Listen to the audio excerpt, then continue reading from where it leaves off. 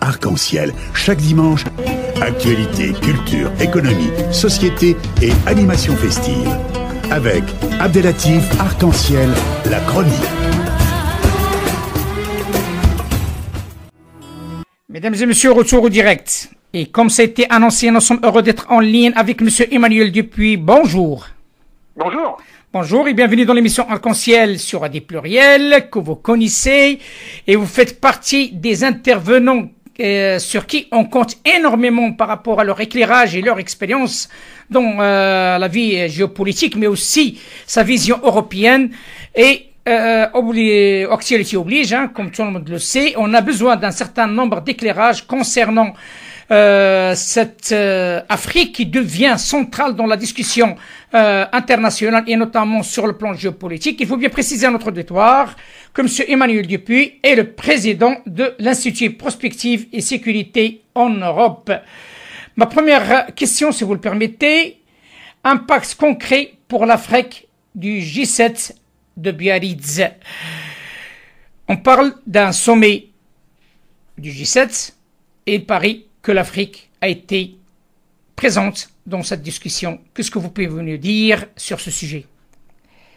Alors, ce n'est pas la première fois que l'Afrique était invitée à l'occasion d'un sommet du G7, hein, puisque la précédente édition, avec la présidente allemande du G7 en 2017, avait déjà vu un certain nombre d'États africains venir à l'occasion, à l'invitation d'Angela Merkel. Ce qui est nouveau, c'est que à l'occasion de la présidente allemande, donc en 2017, il y avait eu un sommet spécifiquement dédié à l'Afrique, qui avait d'ailleurs abouti à la mise en place d'un fonds de 300 millions d'euros annuel que l'Allemagne dédiait de manière nouvelle, enfin innovante au continent africain, mais pas précisément un agenda africain à l'occasion du sommet du G7 qui s'est tenu à Hanovre donc en juillet 2017. Ce qui est nouveau donc avec la tenue du G7, du dernier G7 à Biarritz, c'est qu'il y avait effectivement un agenda africain avec 5 pays africains qui ont été invités, chacun pour une raison spécifique. Les 3 pays qui assurent et assureront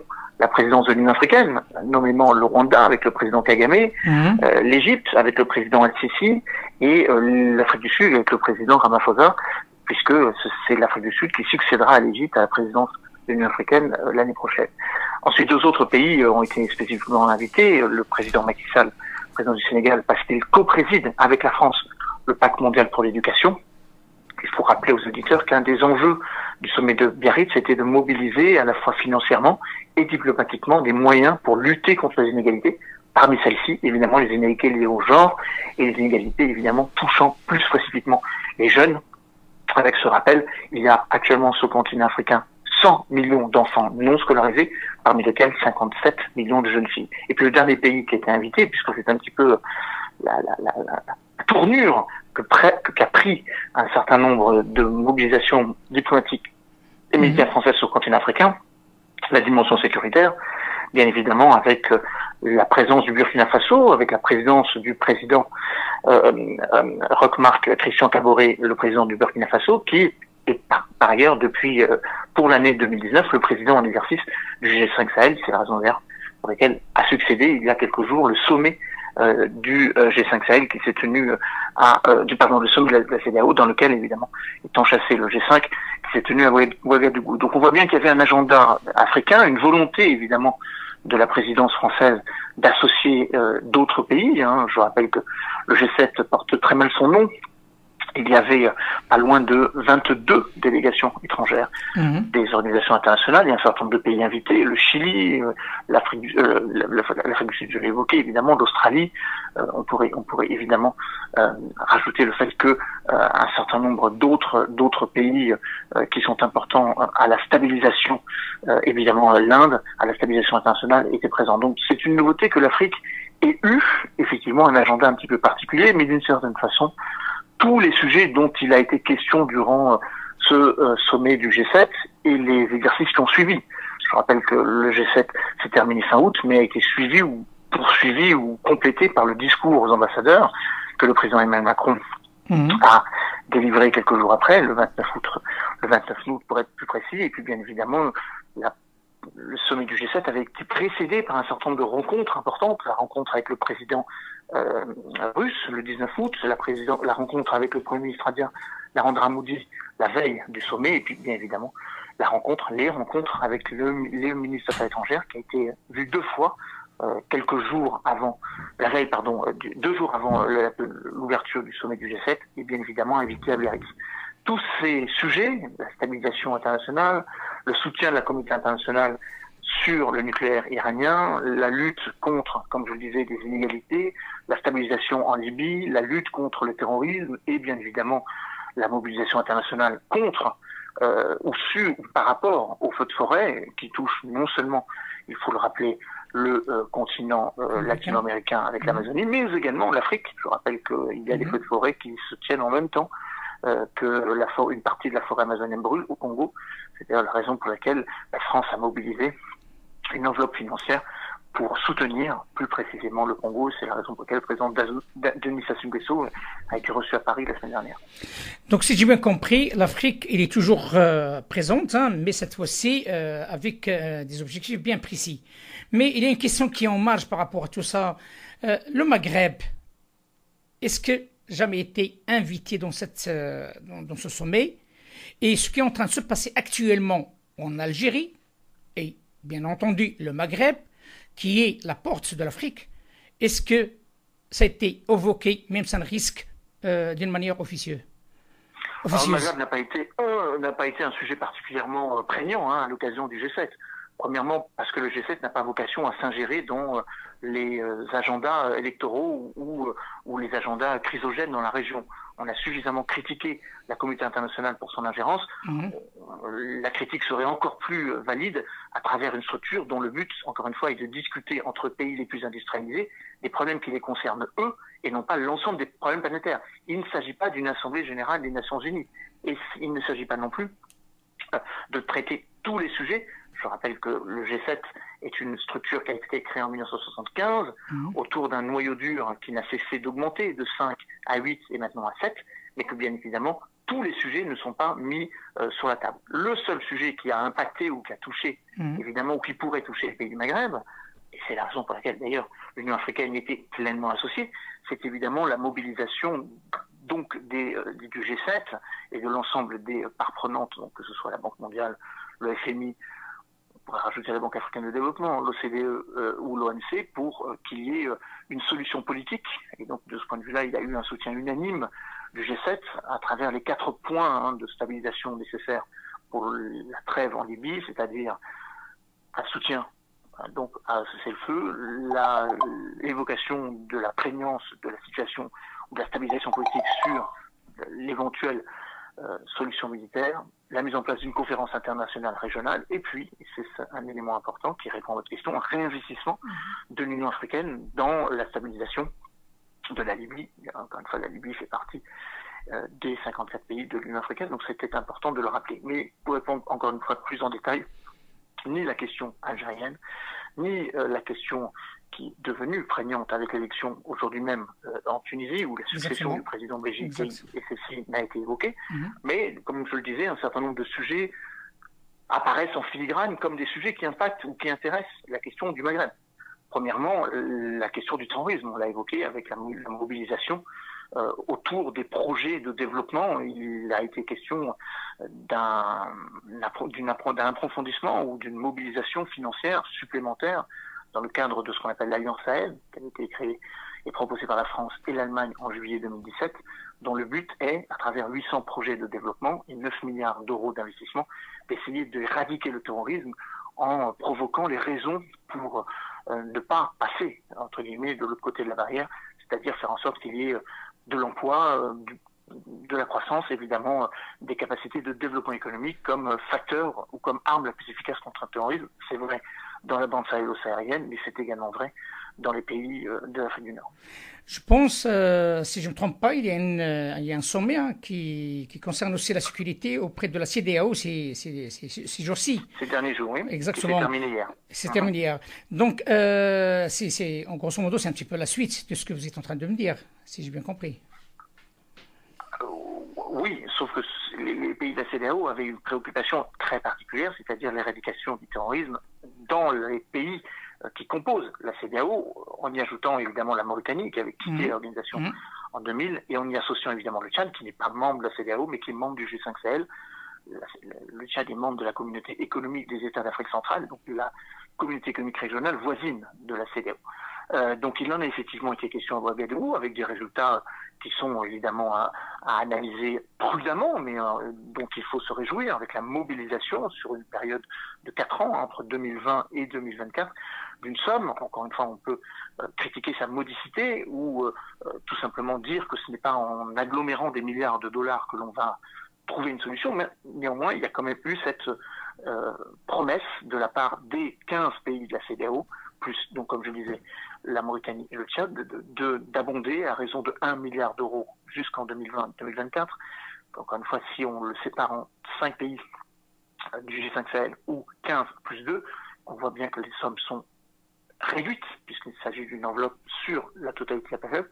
Mais encore une fois, ça montre au moins un élément, c'est qu'il y a une sensibilisation qui va bien au-delà des pays du Sahel pour lutter contre le terrorisme. Là, c'est particulièrement vrai avec l'Afrique de l'Ouest, mais on pourrait évidemment y associer l'Afrique du Nord. On sait que le Maroc, d'ailleurs, veut intégrer la CEDEAO pour cette raison. Justement, c'est le principe qu'il n'y a pas de rupture entre l'Afrique du Nord, l'Afrique, la côte atlantique et le Golfe de Guinée. Mais c'est également aussi vrai avec la Tunisie, qui souhaite bénéficier du statut dont bénéficiait jusqu'à présent le Maroc, c'est-à-dire un statut de membre observateur de la CEDEAO. Exactement, parce que le Maroc a participé dans cette réunion avec, bien sûr, avec la participation de M. le ministre des Affaires étrangères, M. Bourita, pour présenter l'expérience marocaine de lutte contre le terrorisme à l'échelle internationale.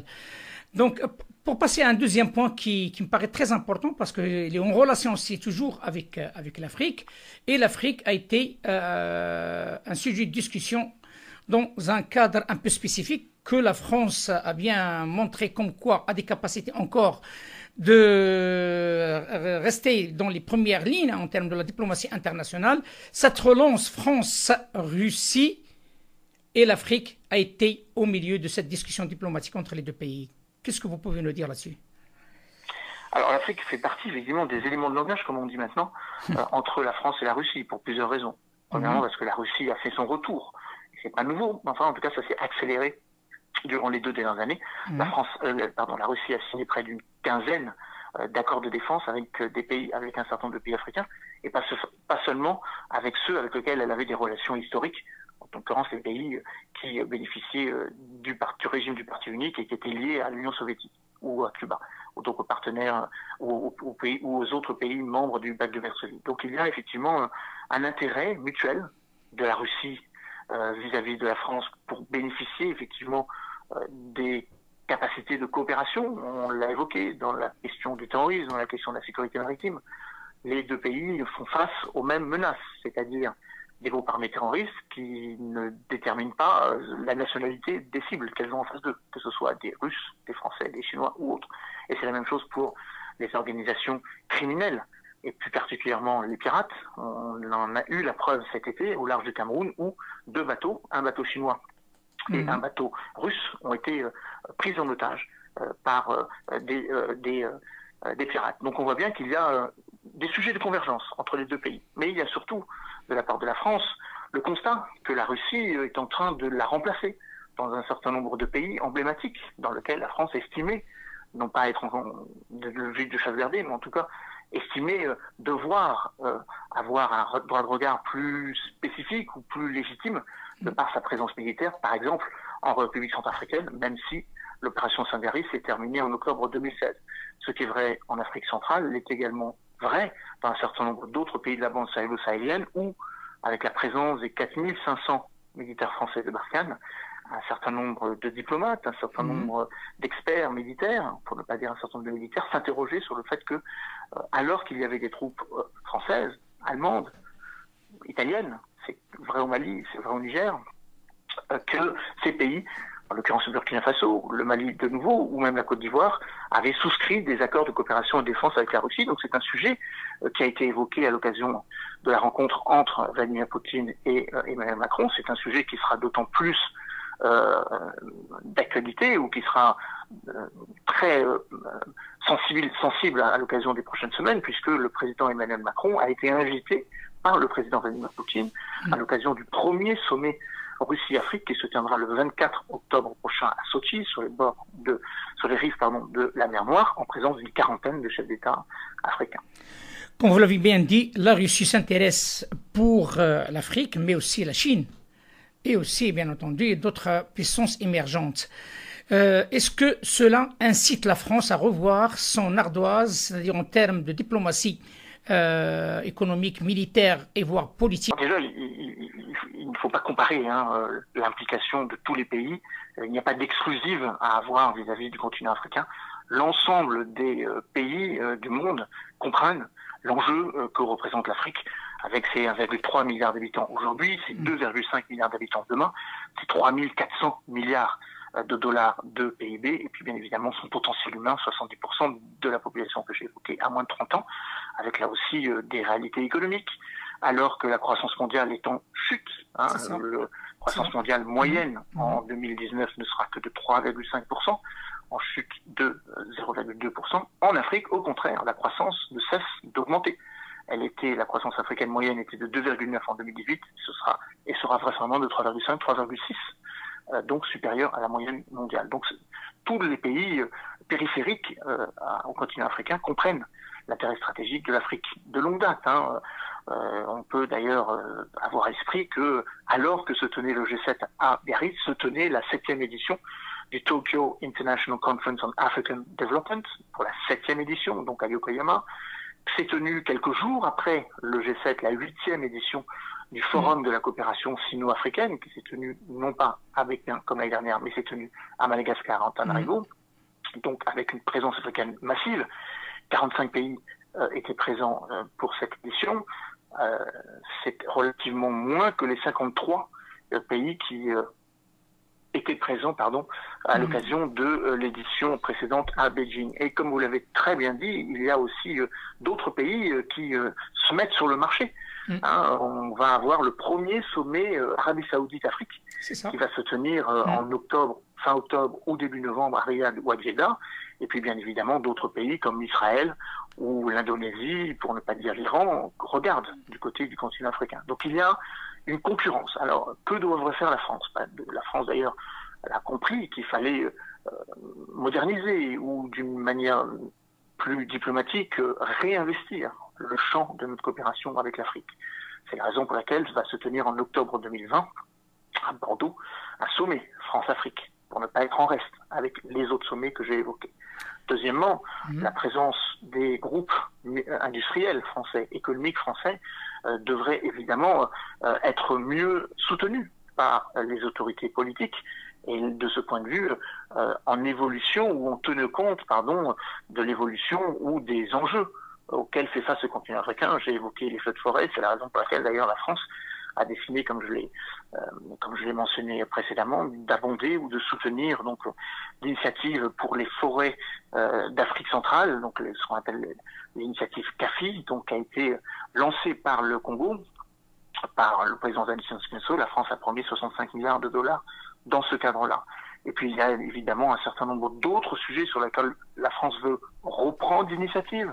Je n'en citerai qu'un parce qu'il a été une sorte de fil d'Ariane ou de fil conducteur à la fois pendant le G7 de Biarritz et dans les jours qui ont suivi, et notamment dans la semaine des ambassadeurs, c'est-à-dire la mobilisation française pour ou contre des discriminations liées au genre, avec la mise en place d'un fonds des victimes sexuelles, initiative qui a été prise par les 2 prix Nobel 2018, Nadia Mourad et le docteur Denis Mukwege, où là encore une fois la France a promis une enveloppe financière de 6,2 millions d'euros, et c'est le dernier point qui me semble être celui dont il faut retenir de manière positive, ou en tout cas comme une réalisation concrète issue de Biarritz, l'initiative AFAWA, qui a été lancée par la chanteuse Angélique Kidjo et le président de la Banque africaine de développement, Akiwumi Adesina, donc qui vise à développer l'insertion professionnelle, notamment des femmes, en favorisant l'entrepreneuriat féminin, en favorisant l'accès au foncier pour les femmes, et bien évidemment en favorisant le crédit, qui est une des façons de permettre aux femmes d'acquérir un avenir professionnel sans être dépendant des hommes, premièrement, et bien évidemment dans une logique d'indépendance nationale. Un dernier point, si vous le permettez, Emmanuel, c'est un point qui me semble, à mon sens, très important, et je vois que la France, il est un peu en retard par rapport à ce point. Et c'est que, tout simplement, ici en France, il y a un taux de chômage qui est assez important, et comme tout le monde le sait, il y a un grand nombre parmi ces chômeurs qui sont issus de l'immigration. Et comme vous le savez, il y a un grand nombre de la diaspora qui sont diplômés, ils ont cette double culture.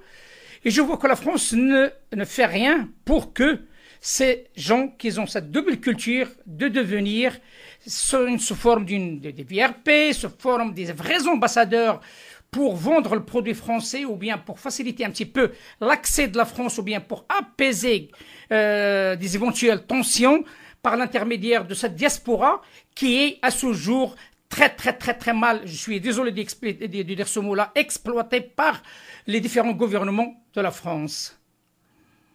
Alors bon, j'entends votre question, mais il y a quand même un paradoxe dans votre question. Dites-moi. La diaspora ne doit pas favoriser un pays parmi les deux pays auxquels elles sont associées, parce qu'elles ont cette double culture, mais elle doit favoriser les deux.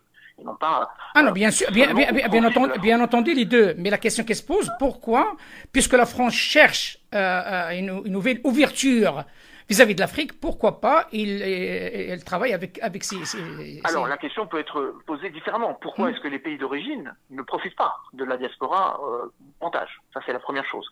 Ils devraient le faire. Hein. Je rappelle qu'il y a 30 millions d'Africains qui vivent en dehors du continent africain, principalement d'ailleurs en Europe et en Amérique du Nord, que ce qu'on appelle prosaïquement la 6e région, en la comparant aux 5 régions africaines et en lien avec les 8 communautés économiques régionales. Comme ça, tout ça est institutionnalisé ou a été créé à l'occasion de la mise en place du traité d'Abuja en 1991. Bref, il y a un élément important qui a été insuffisamment pris en compte, vous avez raison, de part et d'autre des frontières et des barrières maritimes, de part premièrement par les États africains eux-mêmes et par les pays d'accueil de l'autre. Et je pense que vous avez raison de rappeler que le poids financier, avant d'être des liaisons pour favoriser l'investissement de la France ou de pays européens vers le continent africain, sont avant tout des éléments d'appropriation économique pour les pays africains eux-mêmes. Le montant de l'argent qui transite à travers cette diaspora, c'est 60 milliards de dollars par an. Ce chiffre correspond à 10 fois plus que l'aide au développement que les pays occidentaux comme orientaux amènent sur le continent africain. Donc avant toute chose, le premier investisseur ou le premier contributeur du développement économique de l'Afrique, ce ne sont pas les États, mais ce sont les Africains eux-mêmes. Et donc de ce point de vue-là, il y a sans doute, et ça je crois, en répondant plus spécifiquement à votre question, que ce n'est pas au niveau des États que cette mobilisation doit se faire, mais au niveau des organisations internationales, pour prendre en compte davantage ce phénomène. C'est le cas de la Banque mondiale, c'est le cas des banques de développement, qu'elles soient africaines, qu'elles soient européennes ou qu'elles soient asiatiques. Donc ça, c'est effectivement un chantier qu'il va falloir commencer à mettre en œuvre.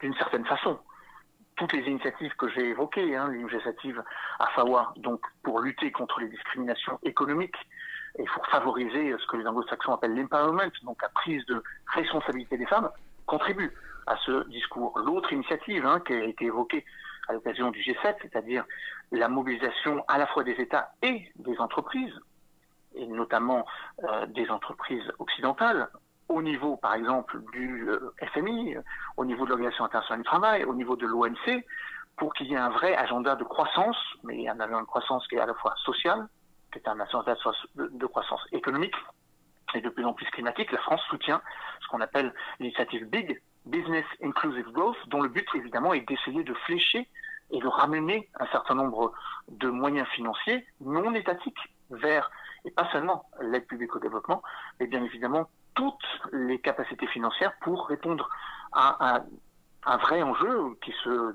décompose en deux réalités.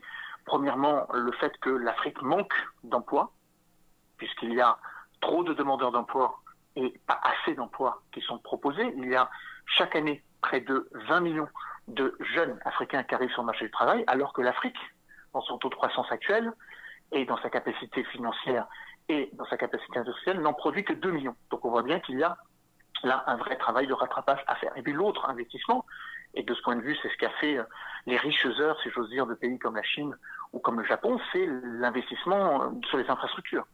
Il y a actuellement 45 milliards de dollars qui sont investis sur le continent africain pour les infrastructures, les ports, les routes, les aéroports.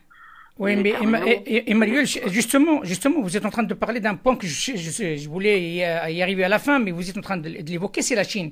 Est-ce que vous savez que la Chine finance des bourses pour former de la future diaspora dans les pays africains?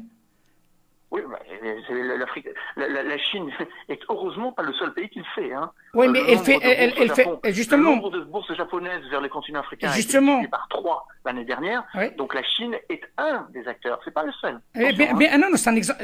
Je donne un exemple. Mais vous savez pourquoi? La raison, tout simplement, cette diaspora, c'est elle qui va prendre le pouvoir un jour.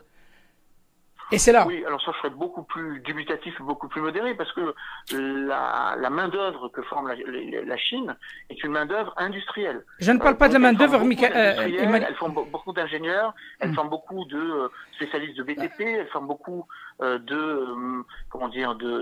c'est des universitaires, Emmanuel. C'est des cadres intermédiaires, mais elle n'a pas investi vers le champ haut, celui sur lequel d'ailleurs la France ou la Grande-Bretagne ou le Portugal ou l'Espagne a investi, c'est-à-dire via les sciences humaines, le leadership. Donc ça, c'est une vraie différence. Je ne suis pas du tout certain. Écoutez, à vérifier.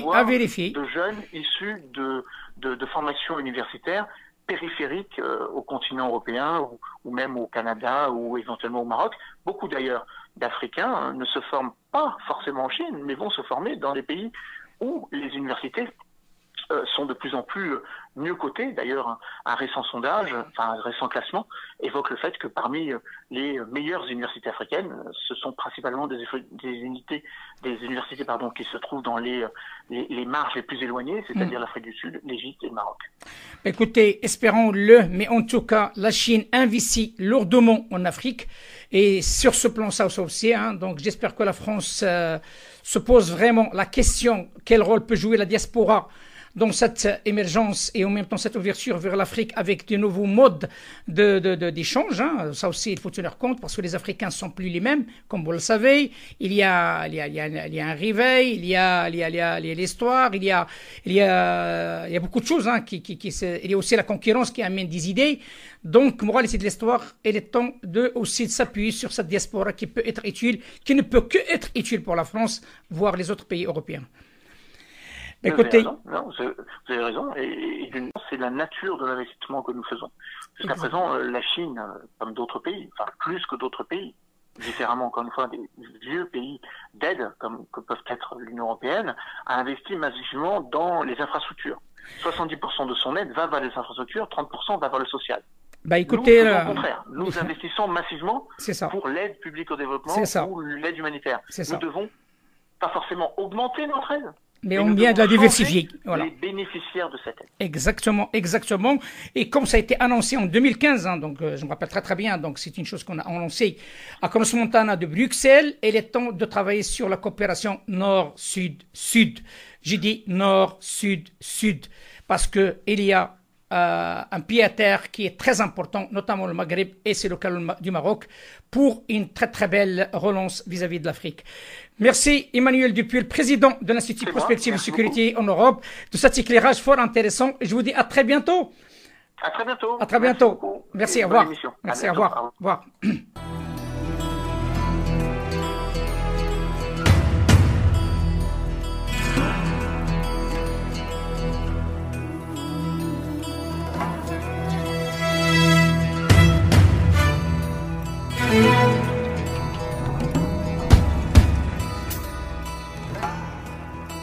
Arc-en-ciel, chaque dimanche, actualité, culture, économie, société et animation festive.